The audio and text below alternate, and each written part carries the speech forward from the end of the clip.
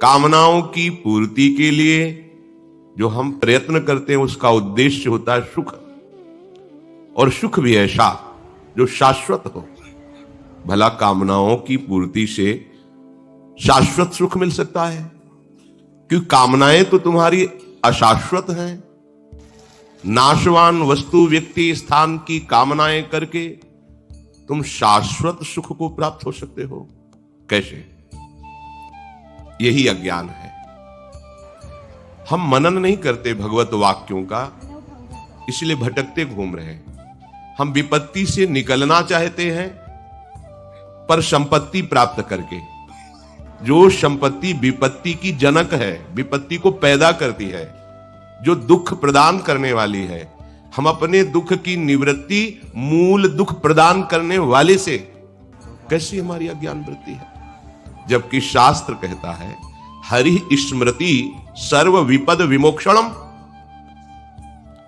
भगवान श्री हरि का सतत स्मरण समस्त विपत्तियों से बचा लेता है। आएंगी विपत्तियां, पर इतने सामर्थ्य आपके हृदय में प्रकट हो जाएगी कि आपको परास्त नहीं कर पाएगी।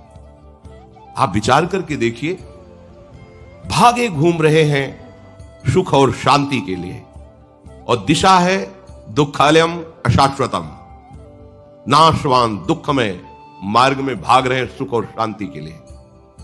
कामनाओं की पूर्ति हो जाए किसी तरह।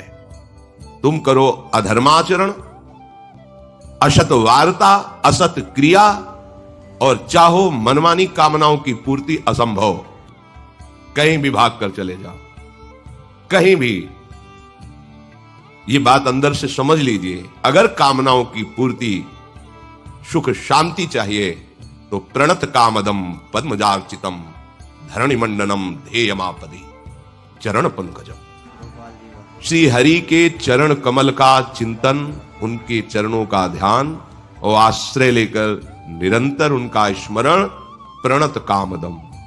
जो इन चरणों का आश्रय ले लिए उनकी सारी कामनाएं पूर्ण हो गई, अर्थात उनको ऐसा सुख मिला कि कोई कामना ही नहीं रह गई।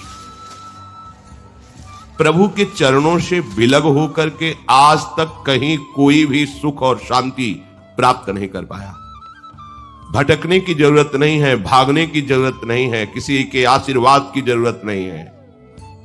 खूब नाम जप करो, धर्म से चलो, दूसरों को सुख देने की भावना करो, तुम्हें दुख का मुंह नहीं देखना पड़ेगा। भगवत स्मरण नहीं करोगे, पापाचरण करोगे, नाना प्रकार की कुमार्गामी प्रवृत्तियों का आचरण करोगे, ब्रह्मा भी नहीं बचा पाएंगे तुम्हें। अवश्य में वो भोक्तव्यम, जिन्होंने ब्रह्मा को भी प्रकट किया है, ब्रह्मा भी जिनके शासन में, उनके वचन है, अवश्य में वो भोक्तव्यम कृतम कर्म शुभाशुभम। तुम्हें अपने कर्म का भोग भोगना पड़ेगा, कहीं भी भाग के चले जाओ। जो कछ लिखे हो लीलाट दुख सुख देह संग, भुगते गो जहां जाएगो, यह सिद्धांत अभंग। इसे कोई काट नहीं सकता। भगवत ऋषि जी कहते हैं अभंग सिद्धांत अवश्य में भोक्तव्यम। करो पापाचार, मनमानी आचरण, धर्म का त्याग, सतमार्ग का उल्लंघन, भगवत वाक्यों का अनादर, और चाहो सुख शांति, ऐसा हो ही नहीं सकता। भले बालू पेरने से तेल निकल आवे, जल के मथने से भले घी पैदा हो जाए, जो असंभव है। ऐसा भले हो सकता है, पर बिना भगवान का भजन किए तुम दुख और अशांति से मुक्त हो जाओ, कभी ऐसा नहीं हो सकता। बार मथे घृत होए बरु, शिकता ते बरु तेल, बिनु हरि भजन न भवतरी, यह सिद्धांत पे। भगवत चरणारविंद का आश्रय लेकर थोड़ा सा भी किया हुआ भजन कभी व्यर्थ नहीं जाता। अगर इस जन्म में हमारा काम नहीं बन पाया, भगवत प्राप्ति नहीं हो पाई, तत्वबोध नहीं हो पाया, तो वो व्यर्थ नहीं जाता है। श्री भगवान कहते हैं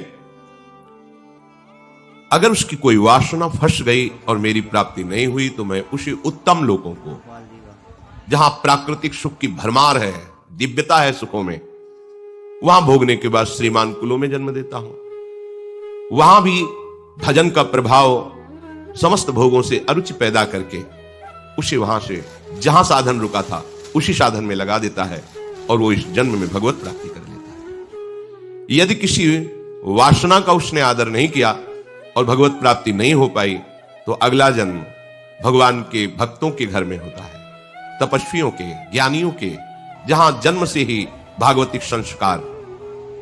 उसे स्वर्ग नहीं जाना पड़ता, उसे वो विशेष सामग्री नहीं मिलती जो भजन में बाधा पहुंचा दे। सीधे संयोग भजन का, और बहुत शीघ्र उसका जो साधन पीछे था वही प्रकाशित हो जाता है और वो अपने मार्ग में चलते हुए प्रभु का साक्षात्कार करता है, तत्वबोध प्राप्त करता है। भजन अगर नहीं हुआ जीवन में तो कोई भी इतना महत्वशाली नहीं है कि वो अपनी पूर्व जन्म की पढ़ाई को आगे से शुरू कर दे। डिग्री पढ़े थे, मरे, फिर ककारा पढ़ना पड़ेगा। ऐसा नहीं कि वह डिग्री से शुरू होगा कि आप हाई स्कूल पास हो गए, अब यहां से 11-12 की पढ़ाई शुरू होगी। नहीं, वही फिर ककारा।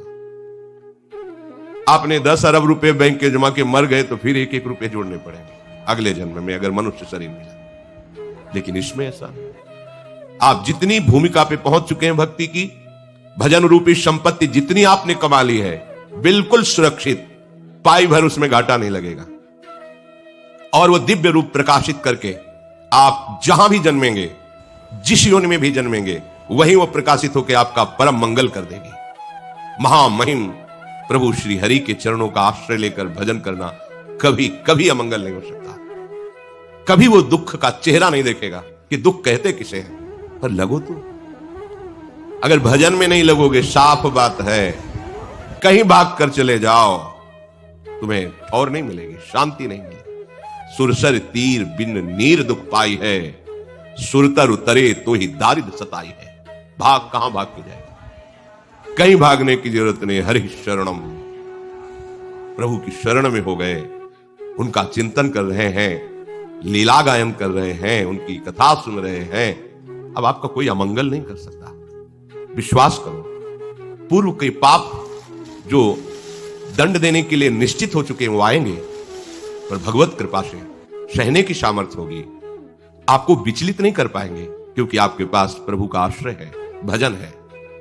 अगर वो चाहे तो भजन बल से उसे नष्ट कर सकता है, पर वो जान जाता है कि ऐसे महामहिम प्रभु के भजन को इस नाशवान शरीर के लिए नहीं, वो समझ जाता है। इसलिए चूको मत, प्रभु का भजन कभी व्यर्थ नहीं जाता। पूर्व में किया हुआ भजन आगे बढ़कर प्राप्त होता है।